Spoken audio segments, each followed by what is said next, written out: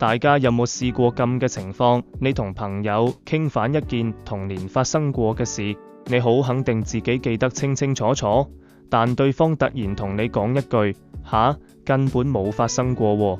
嗰一刻，你心入面會閃過一個念頭，係我記錯，定係佢記錯？但如果我同你講，有可能你哋兩個都冇記錯，因為你嘅大腦一開始就冇打算如實記錄過去。今日我想同你講一個有啲恐怖，但又超級迷人嘅真相。你以為嘅回憶，好多其實都係你個腦即場編出嚟㗎，唔係比喻，唔係哲學推測，係心理學實驗，一次又一次證明嘅事實。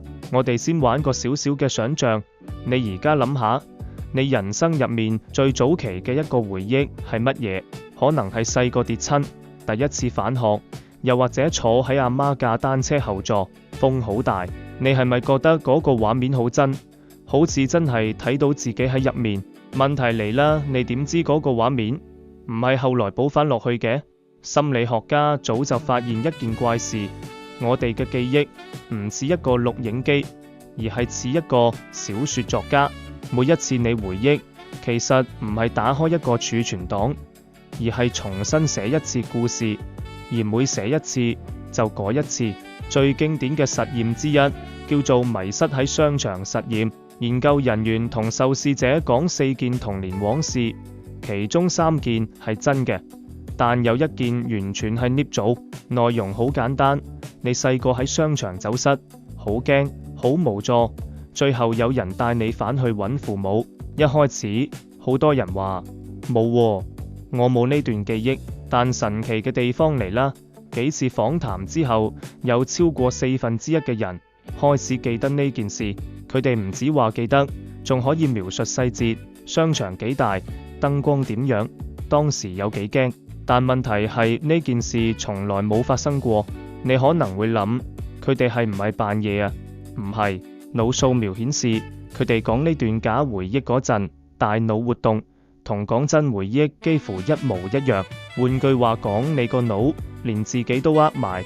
點解會咁？因為對大腦嚟講，準確從來都唔係第一優先，有用先至係。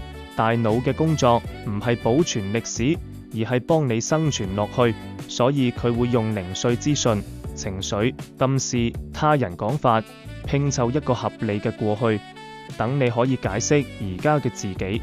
所以你諗返童年，好多畫面其實係相片加大人講嘅故事加你而家嘅理解，混合出嚟嘅一套內心電影。你以為你記得，其實你只係好熟呢個版本嘅故事。再嚟一個更加震撼嘅實驗，研究人員俾一張假嘅童年相片受試者，用電腦 P 圖，將佢細個放喺一個從來冇去過嘅地方，例如坐熱氣球，然後問佢：你仲記唔記得呢次經歷？結果好多人真係開始記得，佢哋會講：啊，好似有印象，當時有啲緊張，但其實佢一世人都冇坐過熱氣球。你而家係咪開始有啲寒？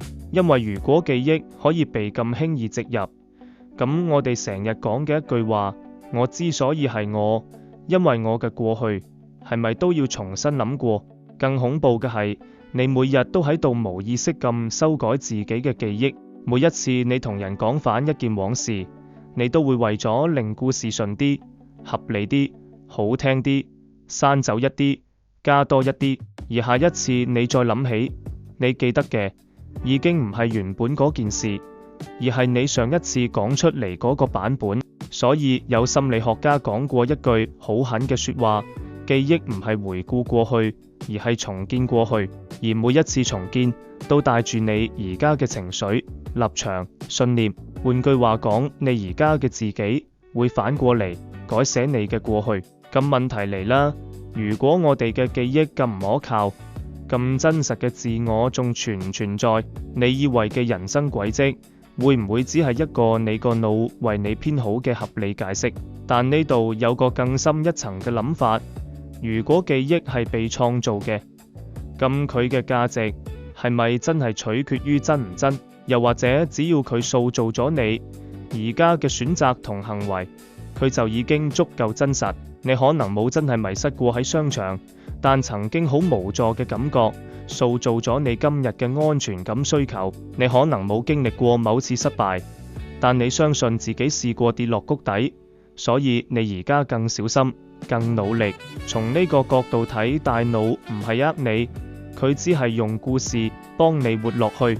所以下次你再諗返過去，不妨問自己一個問題：呢段記憶係唔係事實？其實冇我想象中咁重要。真正重要嘅可能係我而家選擇相信邊一個版本嘅自己。或者你可以咁樣諗：如果過去可以被重寫，咁未來會唔會都冇你想象中咁固定？呢個世界可能比你以為嘅更加流動，更加自由。諗下啦。